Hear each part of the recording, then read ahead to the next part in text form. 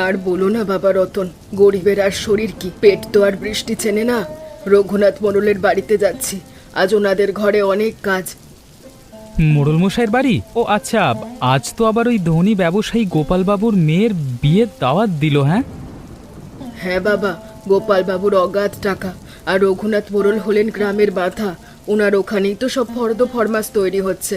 আজকে আমাকে তাড়াতাড়ি মোড়ল মশাই যেতে বলেছে। তা তুই কোথায় যাচ্ছিস?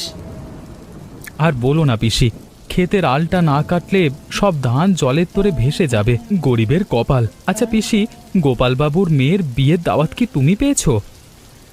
পেয়েছি বাবু, মোড়ল মশাইয়ের চাকর এসে বলে গেছে বিয়ের দিন পাত পেরে খেয়ে এসো বাসন্তী।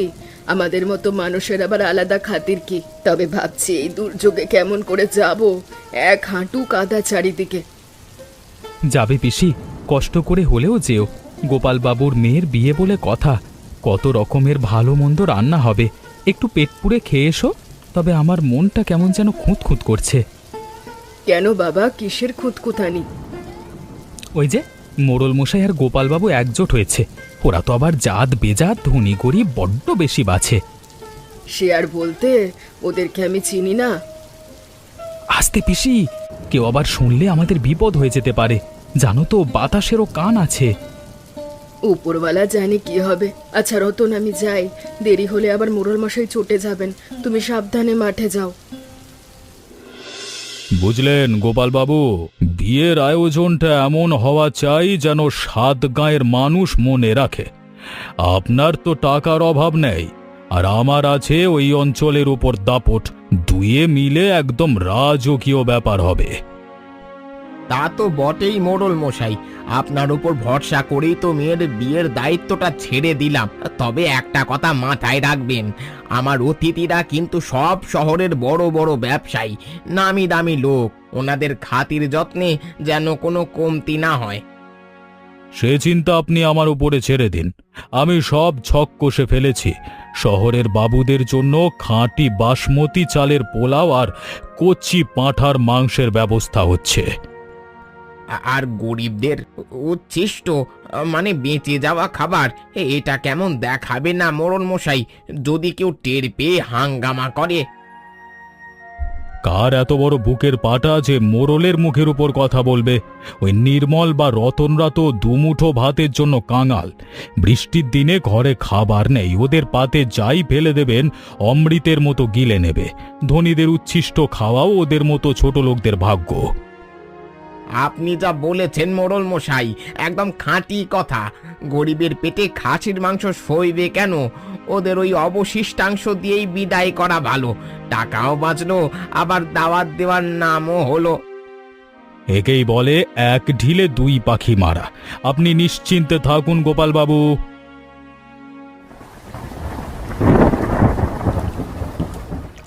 উমা, এ কি কাণ্ড গো! ঘাটে এসে শান্তিতে দুটো ডুব দেবো, তারও জো নেই। বলি ও কমলা দিদি, চোখ দুটো কি ঘরে রেখে এসেছো? অন্ধের মতো কলসিটা ডুবিয়ে নদীর জলটা এমন ঘোলা করে দিলে কেন?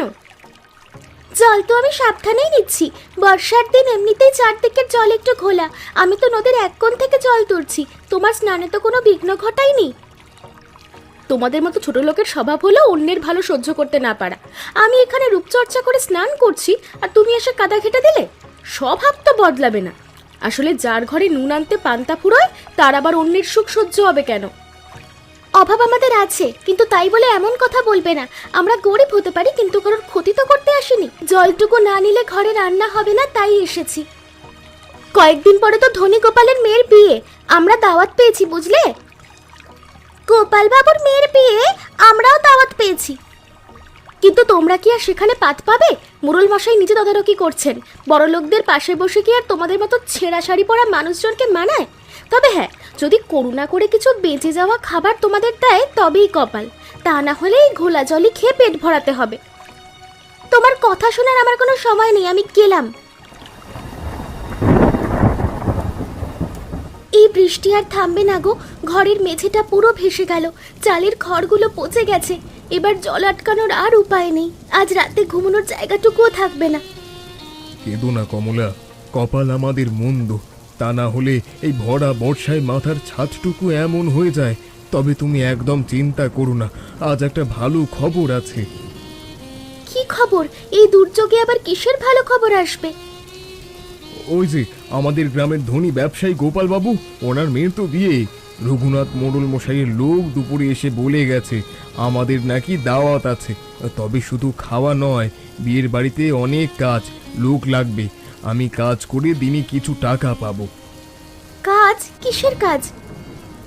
মোড়ল মশাই বলেছেন বিয়ের বড় বড় ডেক নামানো, জল টানা আর অতিথিদের খাওয়া দাওয়ার পর পাতা পরিষ্কার করার জন্য লোক লাগবে। আমি মোড়ল মশাইকে হাত জোর করে বলেছি আমি সব কাজ করে দেব। বিয়ের দিন খাটুনির কাজ অনেক, কিছু বাড়তি টাকাও পাওয়া যাবে। ওরা কি আমাদের মানুষ বলে মনে করে না গো? কাজ করিয়ে নেবে, কিন্তু বসার জায়গা দেবে তো? সকালে ঘাটে মাধবী দিদি যা তা বলে অপমান করলো, বললো আমাদের নাকি ধনীদের পাশে বসে খাওয়ার যোগ্যতাই নেই। কে কি বললো তা নিয়ে ভেবো না কমলা। লোকের কথার পিঠে কথা বলতে গেলে আমাদের মতো গরিবের পেট চলবে না। আমি ভাবছি বিশের রাতও খাটুনি খেটে যদি গোপালবাবুর কাছ থেকে কিছু বকশিস আর টাকা আদায় করতে পারি, তবে ঘরটা ঠিক করতে পারবো। সত্যি? হ্যাঁ কমলা, এই ভাঙা ঘরের চালটা আগে ঠিক করতে হবে। একটু শুকনো জায়গায় যেন আমরা মাথা গুজে ঘুমোতে পারি, এইটুকুই তো চাওয়া।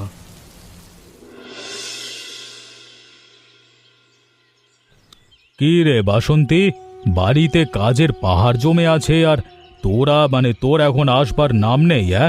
তাড়াতাড়ি কাজ শেষ করে আমাকে দুপুরের খাবার দে, খেয়ে গোপালের সাথে দেখা করতে যাব। মোড়ল মশাই, আজ শরীরটা বড্ড খারাপ। কাল রাত থেকে খুব জ্বর এসেছে, গা যেন পুড়ে যাচ্ছে, মাথাটা এমন ঘুরছে যে সোজা হয়ে দাঁড়াতে পারছি না। আজকের দিনটা আমাকে একটু ছুটি দিন। কাল শরীরটা একটু জুত হলেই আমি সব কাজ একার হাতে করে দেব। এসব গরিবদের ঢং আমি ভালো করেই চিনি। কাজের ভয়ে এখন অসুখের বাহানা দিচ্ছিস। না মোড়ল মশাই, আমি মিছে বলছি না। এই দেখুন আমার হাত ছুঁয়ে, জ্বরে গা পুড়ে যাচ্ছে, এই শরীরে কাজ করতে পারবো না। ওসব ন্যাকামি মোড়ল বাড়িতে চলবে না বাসন্তী। পরিষ্কার শুনে রাখ, আজকে যদি তুই কাজ না করে এই দৌড় ধুয়ে চলে যাস, তবে মাস শেষে একটা কানা করিও তোকে দেব না। সারা মাস কি খেটেছিস না খেটেছিস ওসব আমি দেখতে যাব না। আজকে কাজ না করলে এ মাসের পুরো মাইনে কাটা। অমন সর্বনাশ করবেন না মোড়ল মশাই। মাস শেষের এই কটা টাকাই আমার একমাত্র ভরসা। মানুষের বাড়িতে কাজ করে বিধবা মানুষের পেট চলে, টাকাটা না পেলে আমি না খেয়ে মরে যাব মোড়ল মশাই। তবে মরণ বাঁচাতে ভেতরে যা, ওই কুয়োতলা থেকে জল তুলে ঘর বাড়ি পরিষ্কার কর। কাজ শেষ না করে বাড়ি যাবি না।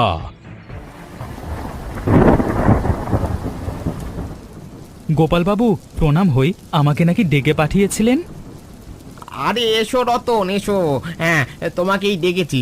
দেখো চারিদিকে আয়রনটা কেমন রাজকীয় হয়েছে, দেখেছো? আমার একমাত্র মেয়ের বিয়ে বলে কথা।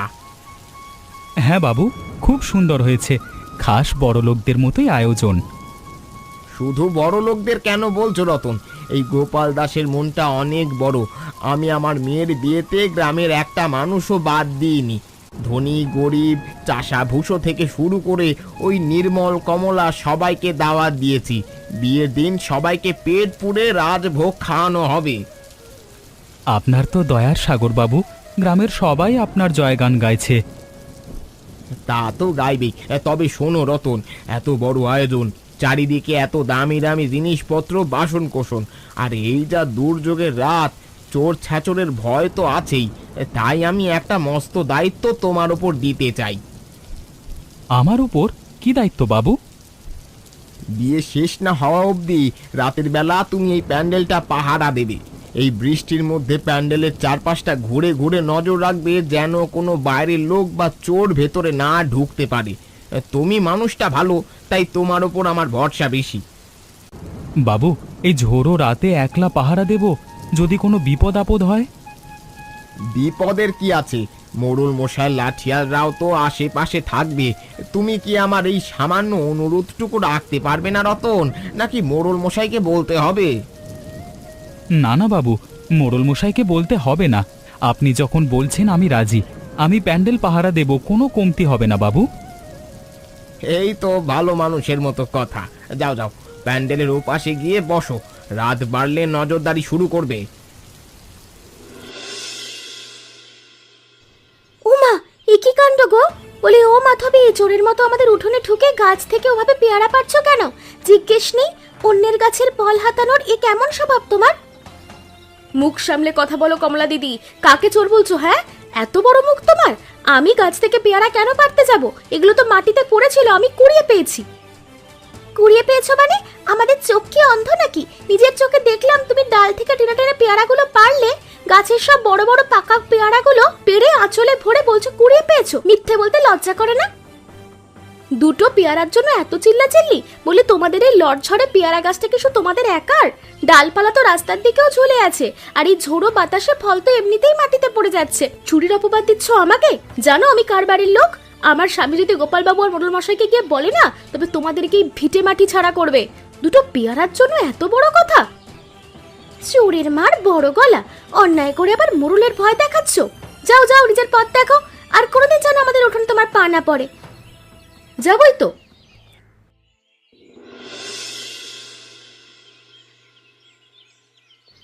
ওমা পিসি, তোমার যে গা পুড়ে যাচ্ছে। কার মোড়ল মশাইয়ের বাড়িতে অত খাটুনি খেটে এলে, আর আজ এই অবস্থা। আমি তো ভাবলাম তুমি বুঝি আবার সকাল সকাল রঘুনাথের বাড়ি কাজে ছুটেছ। আর কাজের কথা বলো না কমলা, আজ বিছানা থেকে ওঠার ক্ষমতাও নেই। মাথাটাও কেমন যেন ঘুরছে, মনে হচ্ছে এক্ষুনি মরে যাব। কিন্তু মনটা আমার রঘুনাথের ওখানেই পড়ে আছে। এই শরীরেও মোড়লের বাড়ির চিন্তা করছো পিসি? নিজের জানের চেয়ে কি কাজ বড়? কাজ নয় রে মা, পেটের দায় বড়। কাল কত করে পায়ে ধরলাম, তাও মোড়ল মশাই এক ফোঁটা দয়া দেখালেন না। আজ কাজে যায়নি বলে লোক পাঠিয়ে ধমকে গেল। আজকে কামাই করলে নাকি মাস শেষে একটা কানা করিও কপালে জুটবে না। এই ধনী মানুষগুলো বড্ড অহংকারী আর নিষ্ঠুর হয় পিসি। এদের বুকে মানুষের জন্য কোনো দয়া মায়া নেই। টাকার গরমে এরা আমাদের মতো গরিব মানুষদের মানুষ বলেই গণ্য করে না। শুধু মোড়ল মশাই কেন, গ্রামের অন্য বড় লোকদেরও একই স্বভাব। কেন রে, কি হয়েছে? আর বলো না পিসি, কাল সকালে যখন নদীর ঘাটে জল আনতে গেলাম, ওই মাধবী সবার সামনে আমাকে কত বড় অপমানটাই না করলো। আমি নাকি ঘাটের জল নোংরা করে দিয়েছি, ওর নাকি স্নান করতে অসুবিধে হচ্ছিল। গরিব বলে কি আমাদের নদীতে জল নেওয়ারও অধিকার নেই? আবার খোঁটা দিয়ে বলল গোপালবাবুর মেয়ের বিয়েতে নাকি আমাদের বসার জায়গাটুকুও হবে না। বড় লোকদের উচ্ছিষ্ট খেয়েই নাকি আমাদের সন্তুষ্ট থাকতে হবে। আবার আজকে আমার বাড়িতে এসেছিল পেয়ারা চুরি করতে। তুই মন খারাপ করিস না। আমি আর ওসব ভাবি না পিসি, তুমি এখন চুপটি করে শুয়ে থাকো। আমি একটু ওষুধি পাতার রস করে আনছি, ওটা খেলে জ্বরটা কমবে। কি গো মাধবী বৌদি, বিয়ে তো সেই রাতে, আর তুমি সাত সকালে এমন রাজকন্যের মতো নতুন শাড়ি পরে কোথায় চললে? এত আগে গিয়ে সেখানে তুমি কি করবে? গ্রামের সবচেয়ে ধনী ব্যবসায়ী গোপালবাবুর মেয়ের বিয়ে। বড় লোকদের বাড়ির উৎসবের দিন একটু সকাল সকাল না গেলে চলে? কত নামি দামি লোকজন আসবে। আগে ভাগে না গেলে গোপালবাবু আর মোড়ল মশাইয়ের নজরে পড়া যাবে না। তা অবশ্য ঠিকই বলেছ বৌদি। তা বড় লোকদের বিয়েতে আমাদের মতো সাধারণ মানুষের এত সকাল সকাল গিয়ে কি লাভ বলো তো? আহা, নিজেকে আমার সাথে এক লাইনে দাঁড় করাচ্ছ কেন গো রতনদা? আমি তো আর ভাঙা শাড়ি পরে যাচ্ছি না। আর গোপালবাবু নিজে আমার স্বামীকে খাতির করে ডেকেছেন। বড় লোকদের বিয়ের আমেজটাই আলাদা। তুমি ওই প্যান্ডেলের কোণে দাঁড়িয়ে পাহারা দিচ্ছ, তাই খুশির মর্ম বুঝবে না। কেন বুঝবো না বৌদি? আমি তো আর এমনি এমনি প্যান্ডেল পাহারা দিই না। গোপালবাবু নিজেই মুখ ফুটে আমাকে ডেকে বলেছেন, রতন তুমি ভরসার মানুষ, বিয়ের দিন পর্যন্ত প্যান্ডেলটা একটু পাহারা দাও। গত কয়েকটা দিন ধরে রাত জেগেই প্যান্ডেল পাহারা দিচ্ছি আমি। হ্যাঁ হ্যাঁ। তা পাহারা দিচ্ছ তো ভালো কথা, তাতে এত খুশি হওয়ার কি আছে? খুশি হব না বৌদি? গোপালবাবু যখন নিজে দায়িত্ব দিয়েছেন, তখন নিশ্চয়ই আমার জন্য আলাদা কোনো ভালো মন্দ খাবার আয়োজন করবেন। এই খাটুনির পর রাতে যখন গরম গরম পোলাও আর মাংসের থালাটা আমার সামনে আসবে, তখন সব ক্লান্তি দূর হয়ে যাবে। আমি তো একটু পরেই যাব ভাবছি, কাপড়টা বদলে। ও আচ্ছা, তা তো বটেই। তোমার জন্য তো একদম রাজকীয় থালা সাজানো থাকবে। আচ্ছা রতনদা, আমি যাই, দেরি হলে আবার ভালো জায়গাটা পাবো না। বাহ গোপালবাবু, সাজগোজ তো একদম খাসা হয়েছে। লাইটিং এর আলোয় চারিদিক যেন ঝলমল করছে। তা ভেতরের রান্নাবান্নার খবর কি? বাবুর্চিরা সব ঠিকমতো কাজ করছে তো? হ্যাঁ মোড়ল মশাই, আপনার আশীর্বাদে সব একদম ঠিকঠাক। শহরের নামই বাবুর্চি এনেছি। খাঁটি বাসমতি চালের পোলাও আর কচি পাটার মাংসের সুবাসে তো এখনই চারিদিকে বাতাসে ম ম করছে। আর তবে একটা কথা, বরযাত্রী আর শহরের ভিআইপি অতিথিদের বসার জায়গাটা একটু আলাদা, তো অতিথিদের দায়িত্বটা তো আপনাকেই দেওয়া হয়েছে। সে বিষয়ে আপনি একদম নিশ্চিন্ত থাকুন। ধনী আর মানি বাবুদের জন্য প্যান্ডেলের উত্তর দিকে রাজকীয় তোষকের আসন পাতা হয়েছে। রূপোর বাসনে ওনাদের খাবার পরিবেশন করা হবে। আর গ্রামের ওই সাধারণ চাষাভূষদের জন্য একদম পেছনের দিকে সাধারণ চটের ব্যবস্থা করেছি, ওনারা ওখানেই বসবে। ভালো করেছেন, এই জন্য তো খাওয়া দাওয়া আর অতিথিদের দায়িত্বটা আপনাকে দিয়েছিলাম। ধনী অতিথিরা আগে আয়েশ করে খাবে। ওনারা খাওয়া শেষ করে চলে যাবার পর ওনাদের পাত থেকে যা বেঁচে যাবে, মাংসের টুকরো, ঝোল আর ভাত, সব বাবুর্চিরা আলাদা করে রাখবে। গ্রামের ওই ছোট লোকদের জন্য আলাদা কোনো রান্নার দরকারই পড়েনি। ওনাদের বেঁচে যাওয়া উচ্ছিষ্ট দিয়েই এদের পেট ভরে যাবে। টাকাও বাঁচলো, কাজও হলো। মানতেই হয় মোড়ল মশাই, আপনার বুদ্ধির কোনো তুলনা নেই। চলুন মোড়ল মশাই, ভেতরে গিয়ে একবার বড় বউয়ের ছাতনা তলাটা দেখে আসি। অতিথিরা আসাবার সময় হয়ে গেল। বেশ বেশ বেশ বেশ, চলুন।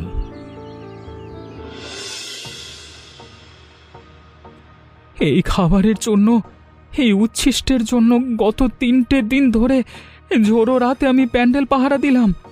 গোপালবাবু তো আমাকে মানুষই ভাবলেন না। ধনীদের খাওয়া এঁটো এঁটো খাবার আমাদের পাতে ফেলে দিলেন। আর বলো না রতন বাবা, সেদিন মোড়ল মশাই আমার জ্বরের শরীরেও রেহাই দেয়নি। আজ সারাদিন গোপালের বাড়ির উনুনের পাশে বসে মশলা বাটলাম, ঘর সাফ করলাম, আর রাতে কপালে জুটলো এই কুকুরের মতো এঁটো খাবার। বুকটা ফেটে যাচ্ছে গো। কিরে মাধবী, সকালে তো খুব নতুন শাড়ি পরে অহংকার করে বলছিলিস বড়লোকদের বিয়েতে আগে যাওয়াই ভালো। এখন কেমন লাগছে? আমাদের সাথেই নোংরা মাটিতে বসে ধনীদের এঁটো খেতে কেমন লাগছে তোমার? আমাকে আর লজ্জা দিও না দাদা। সকালে তোমাকে কত কথা বলেছি। মোড়ল মশাই আমাদের এই ছিবড়ে খাবারগুলো ছুঁড়ে দিল। বড় লোকদের আপন ভেবেছিলাম, কিন্তু ওরা বুঝিয়ে দিল আমরা ওদের পায়ের ধুলোর সমানও নই। টাকার অহংকারে ওরা মানুষকে মানুষ বলেই গণ্য করে না। মানুষের তৈরি এই সমাজটাই এমন রে মাধবী, এরা গরিবের শ্রম সস্তায় কিনে নেয় আর বিনিময়ে দেয় শুধু অপমান। এই ভাঙা ঘরের চাল ঠিক করার জন্য আমি আজ দিনভর এই বিয়ে বাড়ির ভারী ভারী ডেক টেনেছি, কিন্তু আজ বুঝলাম এদের দেওয়া এই উচ্ছিষ্ট খেয়ে বেঁচে থাকার চেয়ে উপোস করে মরে যাওয়া অনেক সম্মানের। ঠিকই বলেছ, এই অন্যায় আর সহ্য করা চলে না। চলো আমরা চলে যাই। এই অপমানের ভাত আমরা ছোবো না। উপরওয়ালা এর বিচার ঠিক করবে। তোমরা সবাই বাড়ি যাও, একটু পরে আমি আর নির্মল আসছি।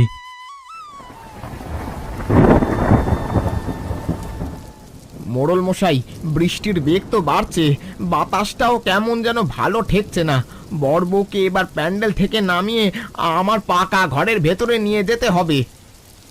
হ্যাঁ গোপালবাবু, আপনি ঠিকই বলেছেন। চলুন ওদের ভেতরে নিয়ে যাই। মোড়ল মশাই বাঁচান, প্যান্ডেল ভেঙে পড়েছে। আমার মেয়ে জামাইকে বাঁচান। ওরে বাবারে, আমার নিজের জানই বাঁচে না, আমি পালাই। গোপালবাবু, নিজের ব্যবস্থা করুন। গোপাল বাবু, ভয় পাবেন না, আমরা আছি। রতনদা, তাড়াতাড়ি ওদিকটা ধরো, নতুন বড় বউকে আগে বের করো। আমাকে ক্ষমা করে দে রে তোরা। তোদের আমি মানুষের জাত বলেই গণ্য করিনি। পাতে ধনীদের এঁটো খাবার দিয়েছিলাম, আর সেই তোরাই আজ নিজের জীবন বাজিয়ে রেখে আমার আর আমার মেয়ের জান বাঁচালি। আর ওই মোড়ল আমাদের বিপদে ফেলে এক কাপড়ে পালালো। ওসব কথা এখন থাক বাবু। মানুষ বিপদে পড়লে মানুষই তো এগিয়ে আসবে, এটাই তো ধর্ম। না রে রতন, তোরা আমার চোখ খুলে দিয়েছিস। আজ থেকে তোদের আর কষ্টের দিন থাকবে না। তোরা দুজনেই আমার ব্যবসা আর বাড়িতে পাকাপাকি কাজ করবি, সম্মান নিয়ে বাঁচবি তোরা। এই গোপাল দাস তোদের ঋণ কোনোদিন ভুলবে না। আমাদের এখন যেতে হবে। গ্রামের মানুষ এই ঝড় বৃষ্টির মধ্যে বিপদে আছে, ওদেরকে রক্ষা করতে হবে। নির্মল, তাড়াতাড়ি চলো। কি গো মাধবী, আজ আবার সাত সকালে আমাদের এই গরিবের আঙিনায় কেন? নতুন করে আবার অপমান করতে এসেছো? না গো কমলা দিদি, তোমাদের পায়ে পড়তে এসেছি, আমাকে ক্ষমা করে দাও। কাল রাতের ঝড়ে মোড়লের আসল রূপ আর তোমাদের মহৎ মন আমি নিজের চোখে দেখেছি। উপরওয়ালা আমার অহংকারের শাস্তি দিয়েছেন। মাধবী, তোর চোখে জল কেন? পিসি, আমি তোমাদের কত কথা শুনিয়েছি। কাল রাতে গোপালের বাড়ি থেকে আসার পর ঝড় বৃষ্টি হয়েছিল, আমার তো ঘর চাপা পড়ে মরেই যাচ্ছিলাম। নির্মল দাদা, রতন দাদা আমাদের উদ্ধার করেছিল। ওসব পুরনো কথা ভুলে যাও। আমরা তো একই গ্রামের মানুষ, একে অপরের সুখ দুঃখে পাশে না দাঁড়ালে কিসের মানুষ? গোপালবাবু ওনার ভুল বুঝতে পেরেছেন, উনি আমাদের ঘর মেরামত করার জন্য খড় আর বাঁশের ব্যবস্থা করে দিচ্ছেন। কমলা দিদি, আমি আর কোনোদিন অহংকার করব না। এই গ্রামে আর ধনী গরিবের কোনো ভেদাভেদ থাকবে না। আমরা সবাই এখন থেকে মিলেমিশে একটা পরিবারের মতো থাকব। এই নাও, আজ সকালে সবার জন্য একটু মিষ্টি এনেছি। ঠিক আছে, রাগ অভিমান সব ধুয়ে গেছে কালকের বৃষ্টির জলে। এসো, আজ থেকে সবাই একসাথে থাকি।